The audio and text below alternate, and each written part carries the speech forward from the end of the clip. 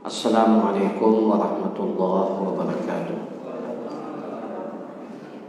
Alhamdulillah, alhamdulillahi rabbil alamin, wal aqibatu lil muttaqin, wala udwana illa 'alal zalimin.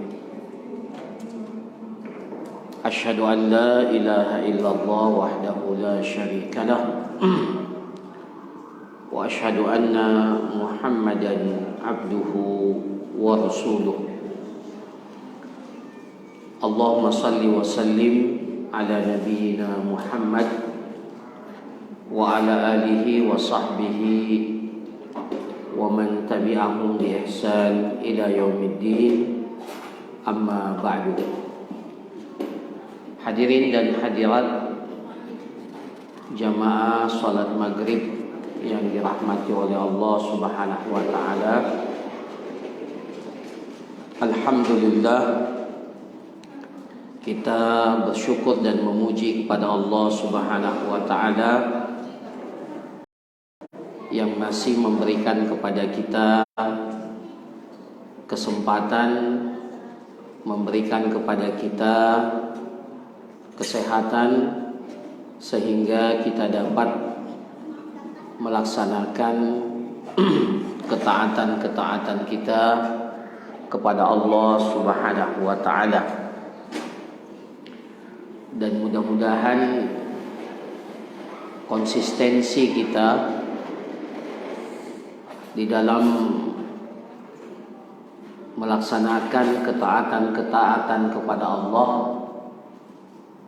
inilah yang akan membuahkan keistiqomahan. Inilah yang akan membuahkan kita ini terus berada di atas jalan keistiqomahan, sebagaimana yang kita minta dalam setiap ibadah salat kita. Ketika kita membaca surah Al-Fatihah, kita mengatakan ihdinas sirata al-mustaqim. Ya Allah, berikanlah kami hidayah, petunjuk untuk selalu berada di atas jalan keistiqomahan. Tidak ada yang paling berharga dalam kehidupan kita, tidak ada yang paling kita inginkan dalam kehidupan kita di atas kehidupan dunia ini, melainkan kita terus diberikan oleh Allah keistiqomahan. Makanya ketika seorang sahabat datang kepada Rasulullah sallallahu alaihi wasallam kemudian mengatakan, "Ya Rasulullah, qul li fil islami," katakanlah, ucapkanlah untukku satu perkara yang apabila aku berpegang kepada perkara itu, la as'alu anhu ghairahu, saya tidak lagi akan bertanya selainnya. Ya, jadi sahabat ini datang kepada Rasulullah sallallahu alaihi wasallam kemudian meminta satu wasiat dari Rasulullah sallallahu alaihi wasallam, yang dengan wasiat itu dia tidak lagi memerlukan pegangan-pegangan wasiat-wasiat yang lain. Maka Rasulullah sallallahu alaihi wasallam berkata kepada sahabat itu, "Qul amantu billahi tsumma istaqim." Katakanlah, amantu billah, aku beriman kepada Allah, kemudian setelah itu tsumma istaqim, setelah itu beristiqomalah di atas keimanan itu. Maka para jamaah sekalian yang dirahmati oleh Allah, ketaatan-ketaatan yang kita lakukan, ketaatan demi ketaatan, tanpa mengenal waktu sebenarnya, ya, baik kita berada di waktu yang mulia atau di waktu yang tidak memiliki keistimewaan khusus. Kita baru saja selesai dari 10 hari pertama di bulan Zulhijjah, kemudian ditambah dengan hari-hari tasyrik, ya, sudah selesai. Tapi apakah kita berhenti untuk beristiqamah melaksanakan ketaatan kepada Allah? Jawabannya tidak.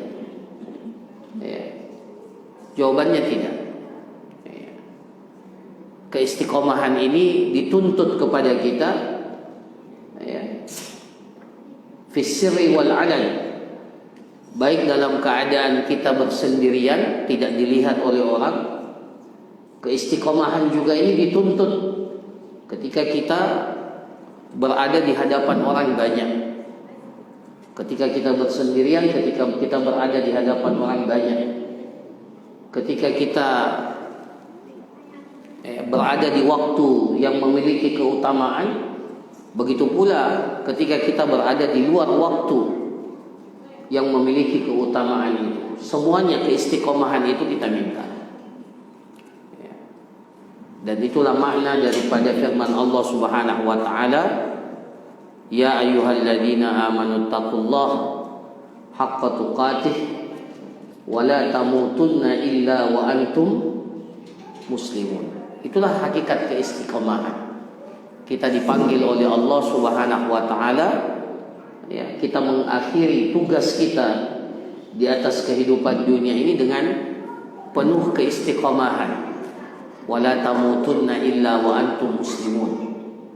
Itu makna istiqomah yang sebenarnya.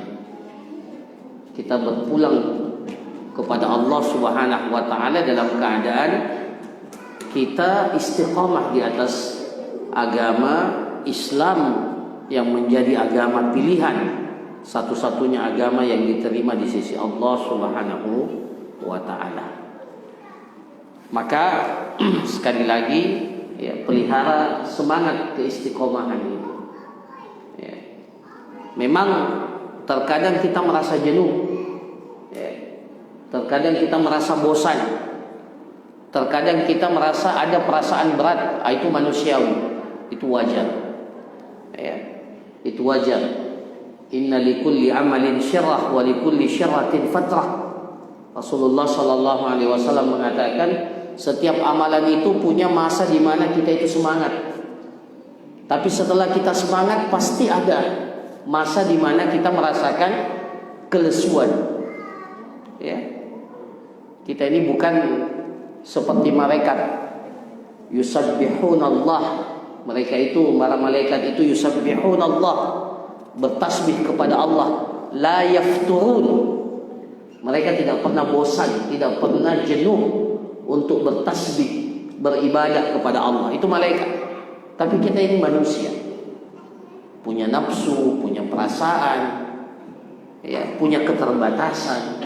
Maka wajar ketika kita ini berada pada saat dimana kita merasakan puncak semangat kita untuk melaksanakan ketaatan, setelah itu kita merasakan ada kejenuhan, ada keletihan, ada kelesuan, ya. Tapi jangan kita merasa nyaman, ya. Yang berbahaya itu merasa nyaman ketika kita berada pada posisi menurun. Ya, ada orang ketika dia menurun itu, kondisi keimanannya menurun, dia merasa nyaman dengan keadaan itu. Dia tidak berusaha untuk memperbaiki dirinya. Dia tidak berusaha memperbaiki dirinya. Ini yang berbahaya. Maka kita minta kepada Allah Subhanahu wa taala, pada saat kita merasakan kondisi-kondisi yang seperti itu, kita tetap diberikan keistiqomahan. Ya, keistiqomahan. Meskipun kadarnya mungkin tidak sama ketika kita merasa kuat, ya, bersemangat untuk melaksanakan ketaatan-ketaatan kepada Allah Subhanahu wa taala. Nah, ini para jamaah sekalian sebagai mukaddimah kita pada pelajaran kita pada malam hari ini. Kemudian, ya, kita lanjutkan pembahasan kita seputar fikih keluarga. Ya. Pada malam hari ini pembahasan kita tentang bab yang ke-6, yaitu fid dhihar, terkait dengan masalah zihar. Ada namanya zihar. Apa itu zihar? Yang lalu kita sudah belajar ila. Ya, ila. Orang yang apa? Orang yang bersumpah untuk tidak menggauli istrinya selama 4 bulan atau lebih. Ya, nah, itu sudah kita jelaskan apa konsekuensinya. Nah, sekarang zihar. Ya. Zihar sudah?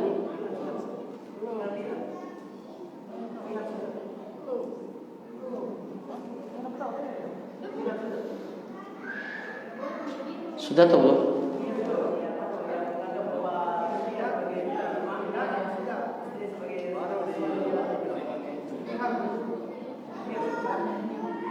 Seingat saya belum, karena saya tandai di buku saya. Kayaknya belum. Baru mukaddimah mungkin, tapi belum detail. Tidak apa-apa, kalaupun sudah kita ulangi lagi ya. Tidak apa-apa.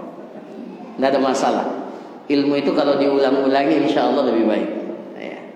Sama dengan Al-Fatihah, kita baca terus, akhirnya kita hafal. Meskipun kita ya baru tertidur langsung lagi baca Al-Fatihah langsung hafal. Saking seringnya diulang. Nah, para jamaah sekalian yang dirahmati oleh Allah, apa itu dhihar? Dhihar itu dari kata ad-dhahar. Ad-dhahar itu artinya punggung. Artinya apa? Punggung. Nah, secara syar'i ya, wa syar'an, di sini dalam kitab ini dikatakan, dalam kitab fikih muyassar ini dikatakan an yushabbiha ar-rajulu zaujatahu fil hurmah bi ihda maharimihi binasabin aw radha'in aw musaharatin aw bi ba'dihha.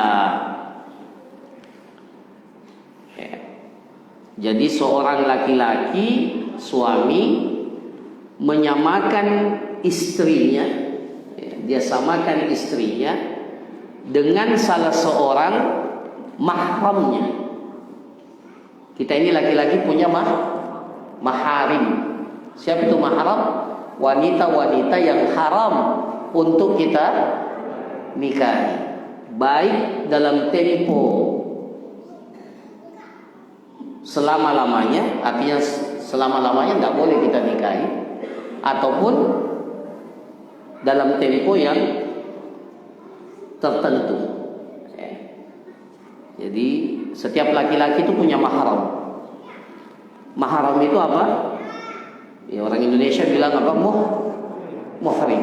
Tidak apa-apa, istilah dalam Indonesia, tapi sebenarnya yang tepat mahram. Kalau muhrim itu orang yang berihram, baik itu haji ataupun umrah. Tapi itu istilah di Indonesia, sama dengan istilah ulama. Sebenarnya kalau bahasa Arab orang tidak bilang ulama. Ulama itu artinya orang alim yang banyak jumlahnya. Padahal kalau kita ini ulama, padahal satu orang. Padahal dalam bahasa Arab ulama itu jamak dari kata alim, ulama. Nah, tapi karena sudah jadi istilah, ya maka kita pakai istilah itu, ya, pakai istilah itu. Nah. Jadi seorang suami menyamakan istrinya itu seperti salah seorang dari mahramnya, baik mahram binasab yang diharamkan karena nasab, ya, keturunan, ya, seperti adik, seperti anak perempuan, ya, itu kan semua mahram kita, ya, ibu kita, nenek kita, ya, itu karena nasab, garis keturunan, jadi disamakan. Awradha, atau karena persusuan. Nah, ini sudah kita jelaskan yang lalu, ya. Ya, jadi ada mahram gara-gara persusuan. Nah, seperti ibu susuan, ibu yang menyusui. Nah, ya, meskipun bukan ibu kandungnya. tapi dia pernah menyusui seorang anak, maka anak itu menjadi anak daripada ibu itu dari sisi persusuan. Itu namanya radha'ah. Nah, kemudian yang ketiga, au musaharah, karena adanya pernikahan. Ya. Jadi kalau kita menikah dengan seorang wanita, maka ada wanita-wanita lain di sana yang otomatis menjadi mahram kita. Ya, setiap kita ini laki-laki yang menikah seorang wanita, maka otomatis ibu daripada istri kita itu namanya apa? Mertua, itu namanya masuk dalam kategori masuk dalam kategori mahram. Maka mertua itu haram dinikahi. Ya, haram dinikahi. Ya, itu mahram. Baik secara keseluruhan ataupun sebagian dari mahram itu. Nah, nanti dijelaskan dengan contohnya. Fayaqulur rajulu idza arada imtina' min anil istimta' bi zaujatihi. Maka orang yang melakukan, seorang suami yang mengucapkan kata zihar ini, ya, kata zihar ini, dia mengatakan kepada istrinya ketika ia tidak ingin menyentuh istrinya. Jadi tendensi utama apa ya? Penyebab utama seorang laki-laki, seorang suami mengucapkan kata zihar ini, ya, dalam fikih itu karena dia memang tidak mau menyentuh istrinya. Ya. Idza arada al-imtina' 'anil istimta' bi zaujatihi, dia tidak mau bersenang-senang dengan istrinya karena ada satu sebab. Ya. Jadi karena dia tidak suka sama istrinya, atau karena dia tidak mempunyai nafsu kepada istrinya, maka akhirnya dia mengucapkan kata-kata zihar. Dia menyamakan istrinya itu sama dengan mahramnya. Nah, maka dia mengatakan anti alayya ka dhahri ummi, anti alayya ka dhahri ummi. Engkau itu seperti, atau punggungmu seperti punggung ibuku. Ya, punggungmu seperti punggung ibuku. Ya. Atau seperti punggung nenekku, seperti punggung putriku. Engkau ini seperti punggung tanteku. Jadi semua mahramnya bisa saja. Anti alayya ka dhahri ummi. Jadi engkau itu seperti punggung ibuku. Au ukhti, atau seperti saudara perempuanku. Au ghairihima, atau selain daripada keduanya. Ya, siapa saja. Famata fa'ala dzalika faqad dhahara min imra'atihi. Maka kalau seorang laki-laki melakukan hal yang seperti ini, maka dia telah melakukan zihar kepada istrinya. Jadi ingat, zihar itu seorang suami menyamakan istrinya dengan apa? Dengan wanita yang menjadi mahramnya. Dengan sebab apa?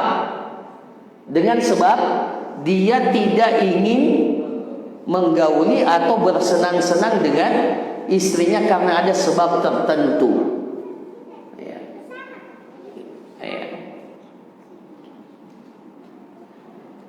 Di Indonesia ini kayaknya jarang zihar ini. Ya, ini memang kebiasaan jahiliyah. Kebiasaan jahiliyah. Jadi orang-orang jahiliyah dulu itu kalau mereka menzihar, ya, orang-orang Arab jahiliyah, kalau mereka menzihar, mereka itu menganggap itu seperti talak, seperti cerai.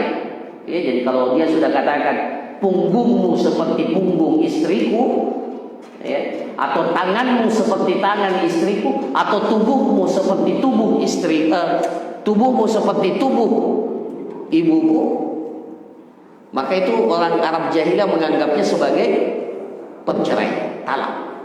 Nah, maka Islam datang dengan konsep yang baru bahwa dihar itu bukan talak. Tapi boleh tak? Hukum asalnya tidak boleh. Karena pernikahan itu salah satu tujuannya adalah menjadikan seorang suami dan istri itu boleh bersenang-senang, istimta. Tujuan kita memberikan mahar kepada seorang wanita itu tujuannya apa? Agar wanita itu mengizinkan laki-laki tersebut itu merasakan kenikmatan dari wanita tersebut. Maka ketika dia menyamakan wanita istrinya itu dengan siapa? Dengan mahramnya, dengan tujuan dia memang sudah tidak mau dengan istrinya, maka ada konsekuensinya meskipun tidak jatuh seperti talak. Jadi dia bukan talak dalam Islam. Kalau dalam masa jahiliyah dia terhitung talak.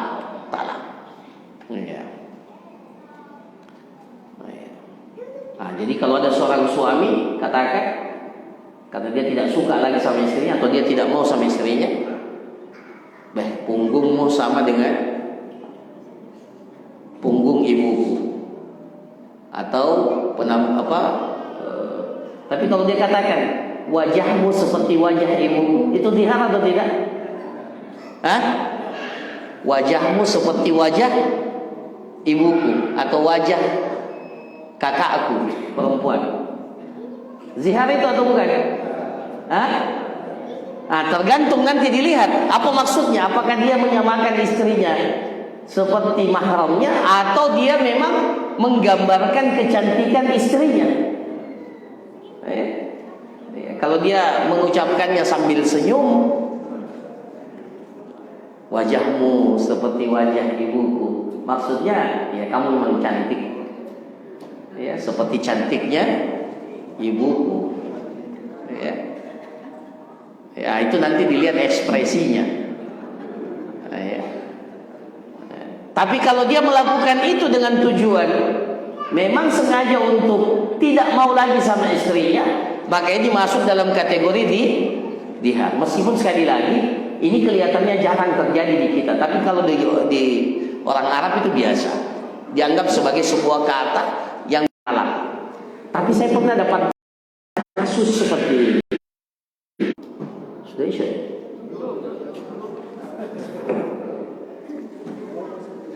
Saya pernah dapat kasus seperti ini. Ada seorang laki-laki, karena dia taat sama, maka menerima siapa saja wanita yang ditunjuk oleh ibunya. Nah kebetulan ibunya ini mau anaknya yang laki-laki ini menikah dengan sepupunya, sepupu satu kali. Jadi ibu itu, wanita itu bersaudara dengan bapak wanita ini. Berarti otomatis anak perempuannya bapak tersebut itu apa? Sepupu mahram atau bukan? Bukan. Sepupu itu bukan mahram. Jadi boleh nikah. Jadi jangan main-main sama sepupu. Sepupu itu boleh dipupuk. Nah, singkat cerita, tapi laki-laki ini sama perempuan itu sejak kecil memang sudah sama-sama. Sejak kecil sudah sama-sama. Bahkan dalam dirinya itu dia sudah anggap wanita ini seperti adik kandungnya sendiri. Tapi karena taat sama orang tua, akhirnya menikah. Ya biasalah sebagian orang tua itu tidak mau jauh-jauh dinikahkan antar orang Arab itu begitu gayanya. Dinikahkan antar sepupu. Jarang mereka mau menikahkan di luar keluarga dekatnya. Kalau kita alhamdulillah ya bisa saja ya orang Jeneponto menikah dengan orang Bulukumba, orang Bulukumba menikah dengan orang Bone dan seterusnya. Biasa saja kalau orang Arab itu biasanya dekat-dekat anak pamannya, Nah, itu yang jadikan. Jadi hartanya itu tidak keluar, di situ saja berkumpul. Nah, itu terjadi. Jadi dia menikah sama sepupu satu kali, yang dari kecil memang sudah sama-sama, dan dia sudah anggap sebagai adik kandungnya. Setiap kali ini sudah nikah, sudah akan nikah, setiap kali dia mau menggauli istrinya, dia bilang, ini adik saya, tidak mungkin saya gauli. Padahal sudah sah jadi suami istri. Tapi setiap kali dia mendekati istrinya, yang terbayangkan itu bahwa ini adik kandung, tidak mungkin saya menggauli adik kandung saya. Nah, itu yang terjadi biasanya. Itu yang terjadi. Tapi apakah itu dihar? Itu bukan dihar. Ya, ini memang apa? Tapi kalau ini yang zihar ini, memang dia sudah tidak mau sama istrinya, maka dia samakan istrinya dengan apa? Dengan mahramnya. Tapi dia juga tidak mau cerai. Harusnya kan kalau mau ini ceraikan saja, tapi dia tidak mau cerai. Akhirnya dia zihar. Punggungmu seperti punggung ibuku, tanganmu seperti tangan ibuku, wajahmu bukan wajah, ya wajah juga bisa ya, tapi nanti dilihat apa maksudnya dengan kata-kata wajah itu. Sebagian para ulama kita membatasi bagian tubuh yang boleh dijadikan kata zihar itu adalah bagian tubuh yang haram untuk kita lihat. Haram untuk kita lihat. Nah, jadi itu yang maksud dengan zihar. Apa hukumnya? Allah Subhanahu wa taala mengatakan di dalam Al-Qur'an, zihar itu hukumnya haram. Zihar itu hukumnya haram. Liqaulihi ta'ala, berdasarkan firman Allah Subhanahu wa taala, alladzina yudhahiruna minkum min nisaihim, dan orang-orang yang yudhahirun, melafazkan kata-kata zihar di antara kalian dari istri-istri mereka. Jadi mereka mengucapkan kata-kata zihar terhadap istri-istri mereka. Ila qaulihi ta'ala, dalam akhir ayat itu dikatakan, wa innahum layaquluna munkaran minal qauli wa zura. Sesungguhnya orang yang mengucapkan kata-kata zihar itu mengucapkan kata-kata mungkaran minal qaul. Itu kata mungkar, tidak mungkin. Bagaimana mungkin istrimu engkau samakan dengan mahram? Istrimu itu adalah wanita yang engkau pilih untuk engkau nikahi, yang kemudian dihalalkan bagimu untuk bersenang-senang dengannya. Kok tiba-tiba engkau tidak mau bersenang-senang dengannya? Ada apa? Maka perkataan zihar itu dianggap perkataan mungkar. Mungkaran minal qawli wa zura. Itu adalah perkataan dusta, perkataan palsu.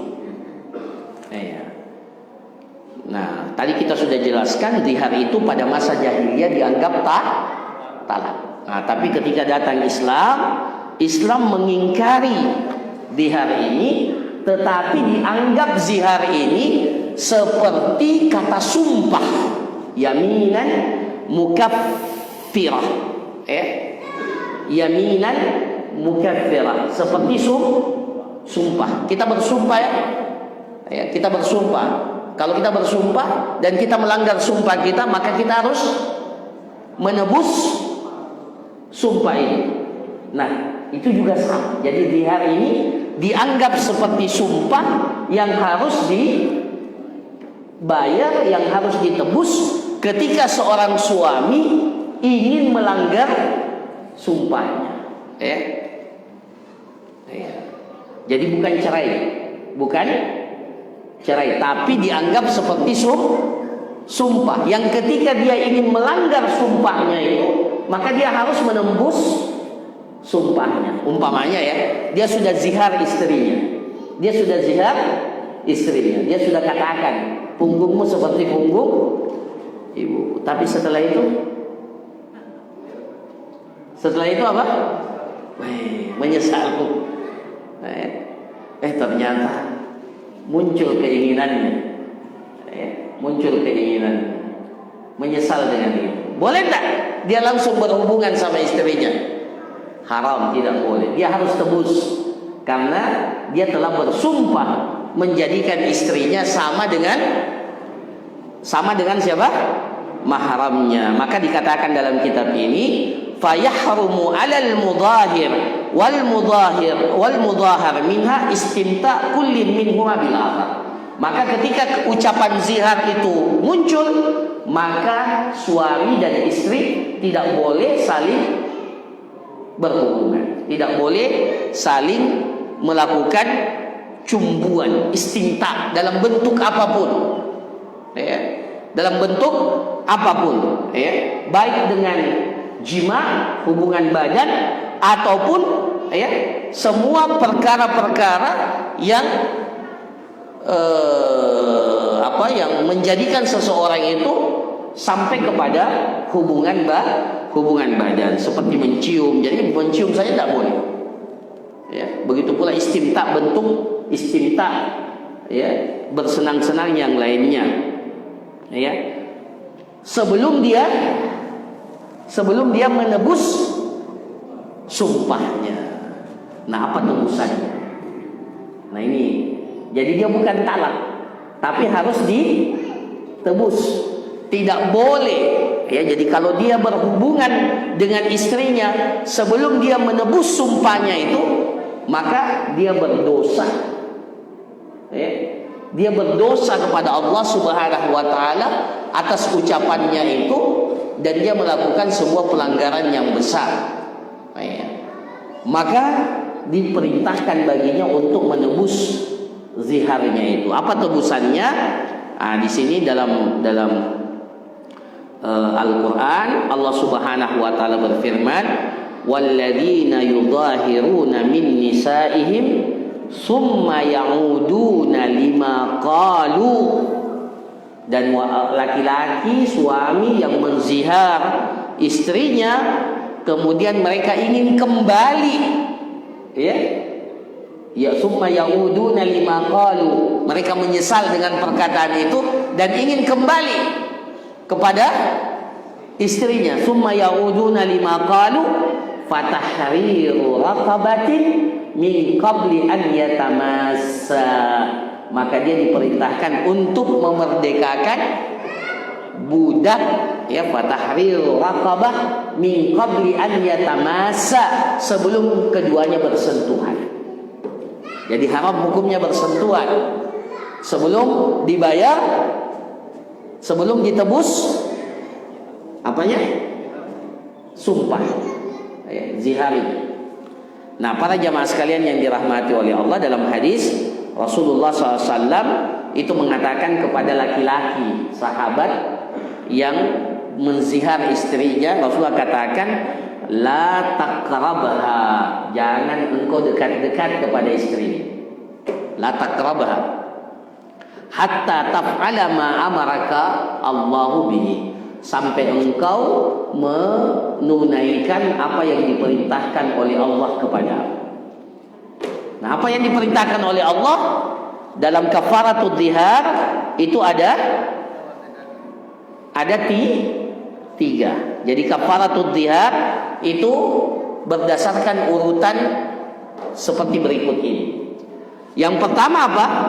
Itqu raqabatin mu'minah, membebaskan seorang budak wanita, budak wanita yang beriman.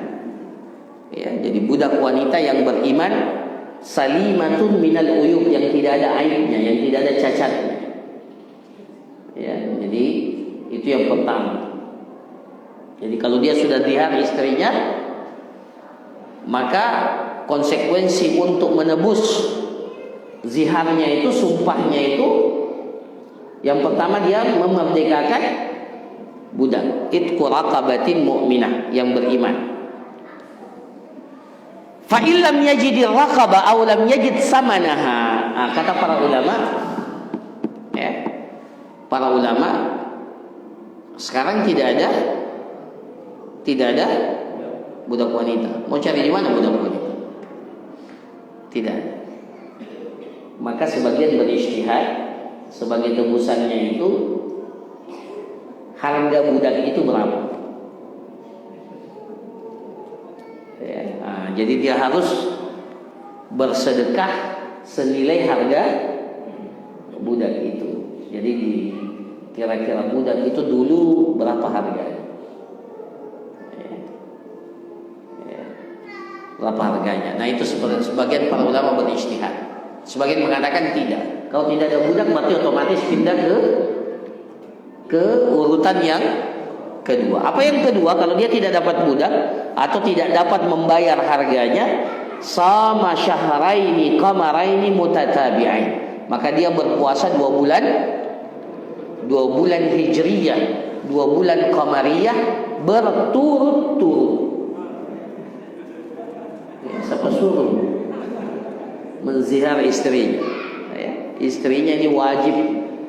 Ya, istrinya ini boleh untuk didekati, boleh untuk digauli. Kok tiba-tiba disamakan dengan mahramnya? Ya, jadi hukum apa? Urutan yang kedua itu berpuasa 2 bulan berturut-turut. Tidak boleh diselang-seling. Harus berurutan, berturut-turut.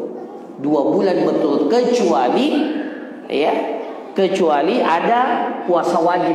Jadi umpamanya dia mulai dari bulan Sya'ban 1 bulan, boleh Ramadan, ya dia berhenti karena puasa Ramadan, Syawal lanjut lagi. Ramadan itu tidak boleh dihitung, tidak boleh 2 niat. Saya puasa Ramadan, puasa kafarah, tidak boleh. Tidak boleh. Jadi ya siapa suruh ya? Jadi berapa bulan namanya? Iya, akhirnya 3 bulan dia puasa. Nah, dan tidak boleh dia sentuh istrinya sama sekali pada masa itu.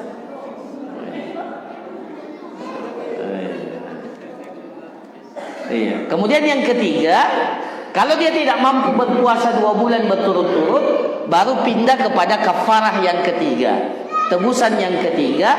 Fa illam yastati as-shaum fayut'imu sittina miskinan. Dia memberi makan 60 orang miskin.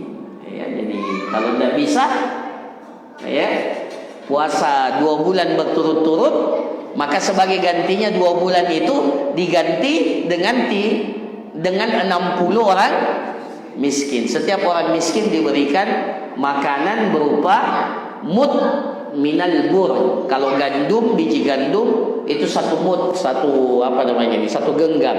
Ya. Nah, kalau yang lain itu nisfu sa', setengah sa'. 1 sa' itu kan sekitar 2,5 kilo. Berarti kalau setengahnya 1/4. Iya, 1/4 kilo. Satu orang miskin dapat 1/4 beras umpamanya. Nah, itu berapa yang kita kasih? 60 orang miskin. Nah, ini berdasarkan firman Allah Subhanahu wa taala dalam surah Al-Mujadilah ayat 3 dan 4. Nah, itu dijelaskan oleh Allah ya, kafarah dihar. Dan berdasarkan hadis Salamah bin Sakhar Al-Bayadi. Jadi Salamah bin Sakhar Al-Bayadi ini seorang sahabat, dia pernah menzihar istrinya. Dia mengatakan kepada istrinya, punggungmu seperti punggung ibuku. Maka Rasulullah perintahkan kepada sahabat ini, Salamah bin Sakhar Al-Bayadi, untuk memerdekakan budak. Ya, ketika dia tidak mampu, maka puasa 2 bulan berturut-turut. Kalau dia tidak mampu, maka memberi makan 60 orang miskin. Nah, kalau dia menggauli istrinya sebelum dia membayar kafarah, maka dia berdosa, melakukan kemaksiatan kepada Allah, ya, melakukan kemaksiatan kepada Allah, ya, dan harus segera menebus kafarah, ya, dihar yang dia telah ucapkan kepada istrinya. Nah, para jamaah sekalian yang dirahmati oleh Allah, kenapa sampai seperti itu beratnya? Ya. zihar itu. Ya, meskipun dia bukan talak. Dia bukan talak. Tapi zihar ini merupakan perkataan yang mungkar kata Allah, tidak pantas. Ya, tidak pantas. Ya. Allah Subhanahu wa taala mengatakan ijab qabul itu seperti apa? Sebagai mitsaqan ghalidha, perjanjian yang berat. Ya. Wa kaifa ta'khudunahu wa qad, bagaimana ayatnya?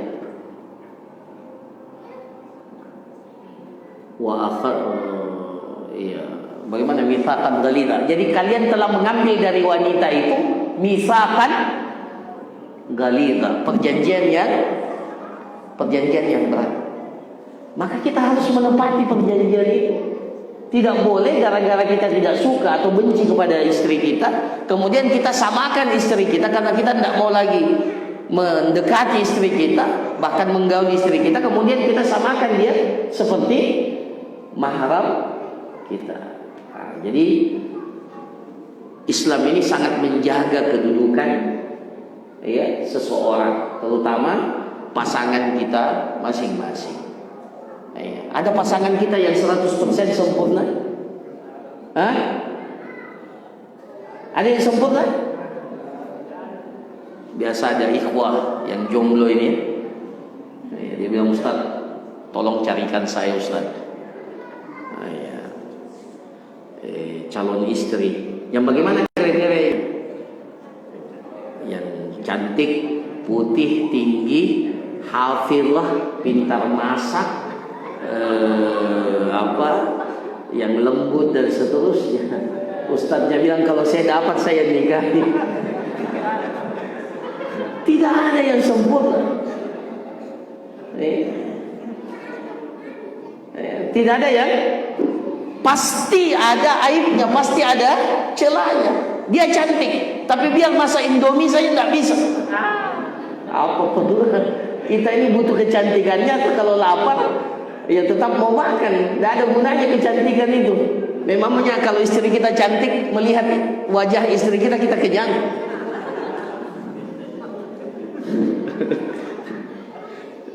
Yang kita butuhkan istri yang bisa masak.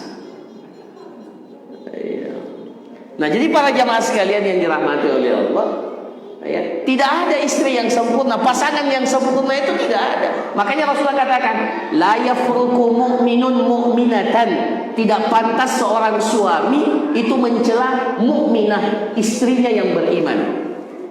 Tidak pantas. In kariha minha khuluqan radiya minha akhar. Kalau dia membenci satu tabiat istrinya, ada tabiat istrinya yang dia benci. Ya, umpamanya istrinya punya tabiat tertentu, dia benci tabiat itu. Tapi apa? Radiya minha akhar. Tapi pasti dia senang dengan tabiat istrinya yang lain. Karena memang tidak ada yang sempurna. Ada yang kita benci dari istri kita, tapi di sisi yang lain ada yang kita senangi dari istri kita. Minimal yang kita senangi bahwa dia telah sabar untuk menjadi pendamping kita yang serba kekurangan ini. Itu kan sudah kelebihan luar biasa. Kalau dipikir-pikir, ya, istri kita ini kalau dia sama orang tuanya, mungkin dia merasa lebih bahagia. Dia diperhatikan sama bapaknya, sama ibunya. Tapi karena dia sudah berikrar ini menjadi istri kita, dia rela menderita bersama dengan kita. Kita ini juga laki-laki harus tahu diri. Jadi itu para jamaah sekalian, maka jangan dengan sebab tertentu kemudian terlontarlah kata-kata yang tidak pantas itu kepada istri. Untung bukan cerai, ya. Dia adalah zihar, tapi dia haram dan harus dibayar dengan tebusan. Saya kira demikian apa yang dapat disampaikan, mudah-mudahan bermanfaat. Ya, insya Allah ya, setelah zihar baru li'an. Ini lebih parah lagi li'an. Insya Allah nanti kita akan jelaskan pada pertemuan kita yang akan datang. Sebelum kita tutup, kalau ada pertanyaan saya persilahkan.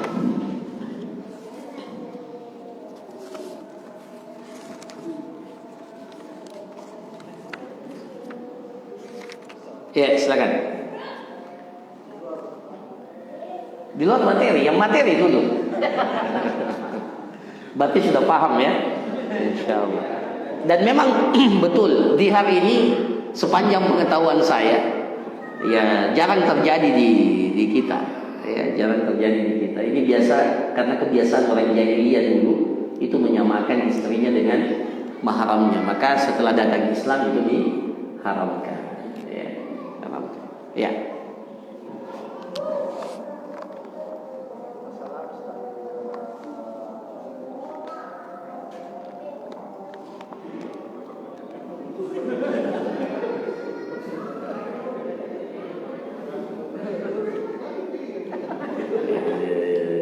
Oke. Ya, sambil diingat. Ya, silakan yang lain kalau ada. Silakan. Ada? Berarti kalau tidak ada kita tutup langsung aja.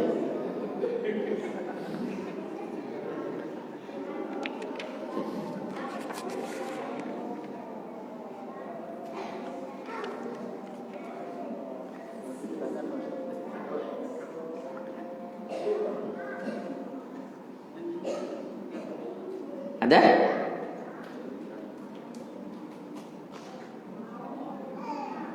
Ya, kalau tidak ada berarti kita tutup ya. Insya Allah kita akan lanjutkan dengan lihat.